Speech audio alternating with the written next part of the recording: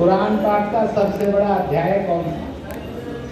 1, 2, 3, 4, 5 मैं बोलूंगा तो कईयों को लगेगा इतना तो पता। सबसे बड़ा अध्याय जिसमें सबसे ज्यादा आयतें हैं और आपके यहाँ पर मुसीबत में वो सबसे ज्यादा पढ़ा जाता है उसके कुरान खाने में, वो है सूरह बकर, अल बकर।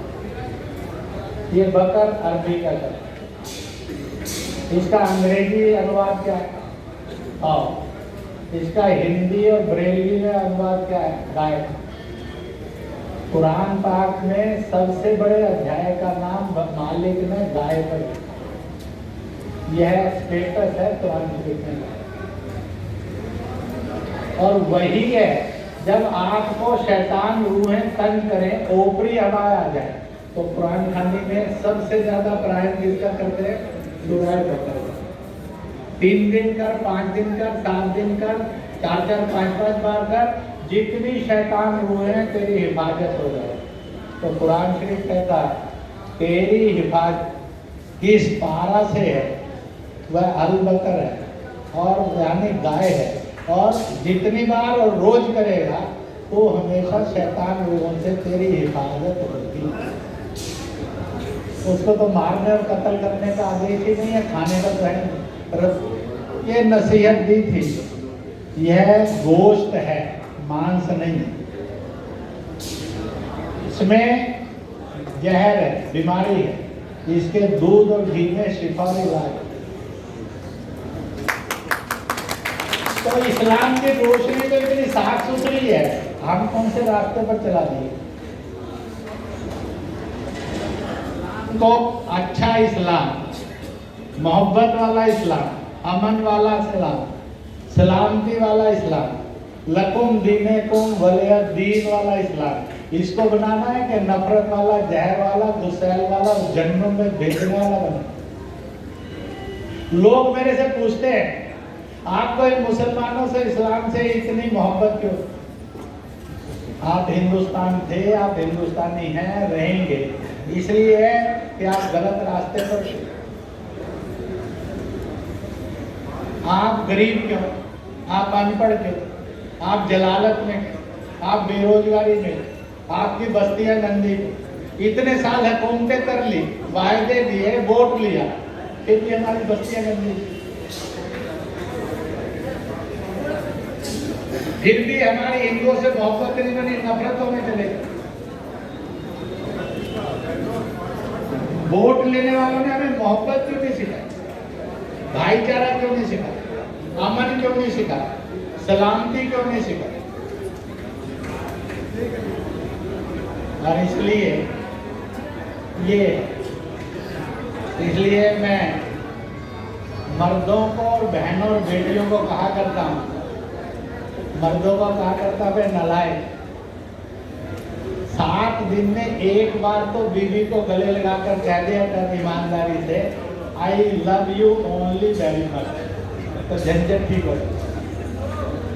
हमें मर्दों से वायदा तो लेना। और अपनी बहन बेटी को कहा करता है, हड्डियाँ तोड़ता होगा, गुस्सा करता होगा, तो सेवा करती है, रोटी खिलाती है, चाहे नाटक कर, चाहे असल में, सप्ताह में 2 दिन तो कह दिया कर उसके गले चिपट कर, आई लव यू ओनली। इस दर्द से तो जिंदगी राहत पा जाए।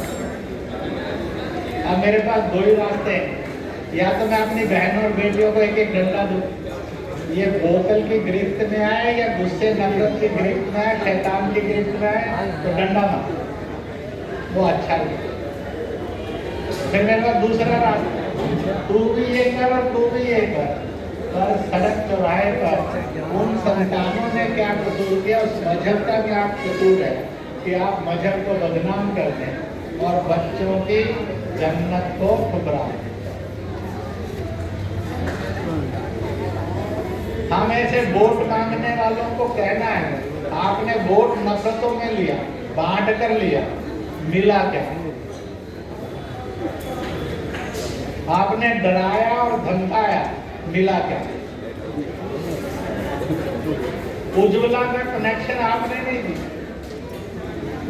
शौचालय का रास्ता आपने नहीं दी, कंप्यूटर के साथ कुरान के साथ कंप्यूटर का नारा और अंदाज तालीम का आपने नहीं दी। सेहत खराब हो जाए, महंगे इलाज के लिए आपने फंड नहीं दी। 3 तलाक के जुल्म में पिटते थे, उससे बचाने का काम आपने नहीं किया। गुंडा था। मुझे आपके 2 नेताओं का नाम लेने में मुझे तो तकलीफ नहीं। कभी मुख्तार अंसारी का भी मेरे संदेश आया था, मैं आपसे मिलना चाहता हूँ, पर मैं तो जेल में हूँ, भाई मिलने क्या है। मैंने उसको कहा तेरे पास जब इतने करोड़ और अरब की संपत्ति है, तो मुझे एक काम तो बता दे, क्या तू हर साल 100 जरूरतमंद बेटियों के हाथ पीले करके निकाहने करा सकती? क्या तू 500 बच्चों के एजुकेशन का वजीफा नहीं दे सकता? क्या तू एक बढ़िया तालीमी दायरा नहीं खोल सकता? आखिरकार ये धंधा या तुझे जेल में रखेगा और मरने के बाद तुझे जन्नत का रास्ता देकर रखेगा। क़यामत का तेरा फैसला जन्नत में होगा। ये किस लिए करते?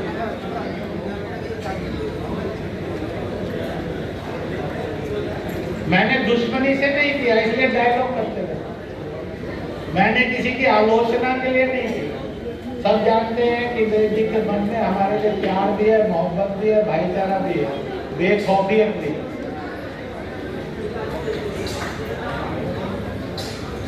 अगर इतने बड़े बड़े एम्पायर खड़े किए, आपके वोट से इतने साल मंत्री रहे, तो आखिरकार एक आप में से बता दो, इनमें से नेता ने आपको दाखला दिलाया, आपको वजीफा दिलवाया, आपको रोजगार दिलवाया, आपको लोन दिलवाया, आपको तालीम का अदारा खोल कर दिया।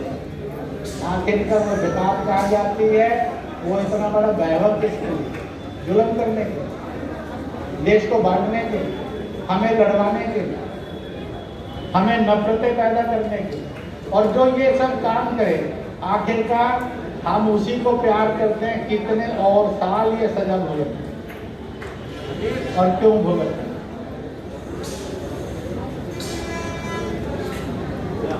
इसलिए हमारा रास्ता ये था, तो मैंने आपको कई प्रकार से खोल कर दिया।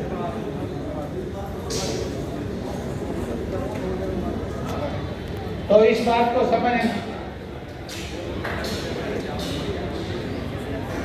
इसको समझेंगे तो रास्ते निकलेंगे।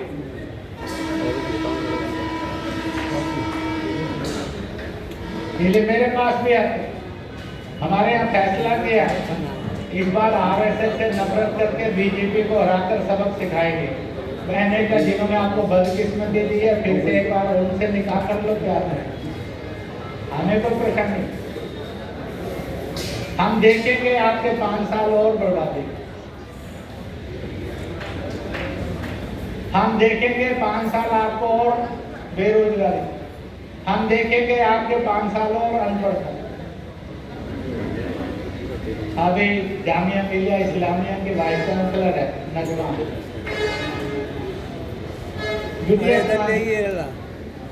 सारा हिंदुस्तान और दुनिया जानती है कि हमारे आशीर्वाद तो।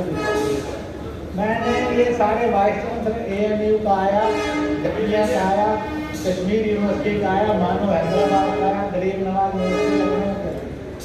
मैं तो कहा वही यूनिवर्सिटी, वही स्टूडेंट, वही प्रोफेसर पहले भी वाइस चांसलर बनते थे, परंतु एंटी इंडिया स्लोगन करते थे, वतन के बेईमान बनते थे।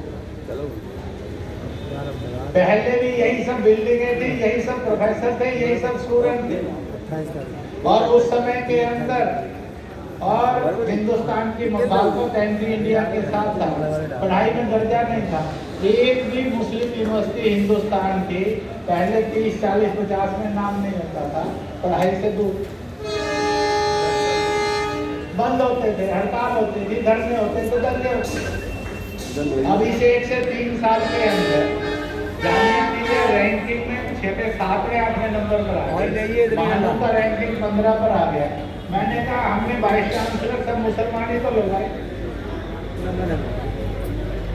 उन्हीं में से लगवाए, बिल्डिंग है वही, स्टूडेंट वही, स्टाफ वही।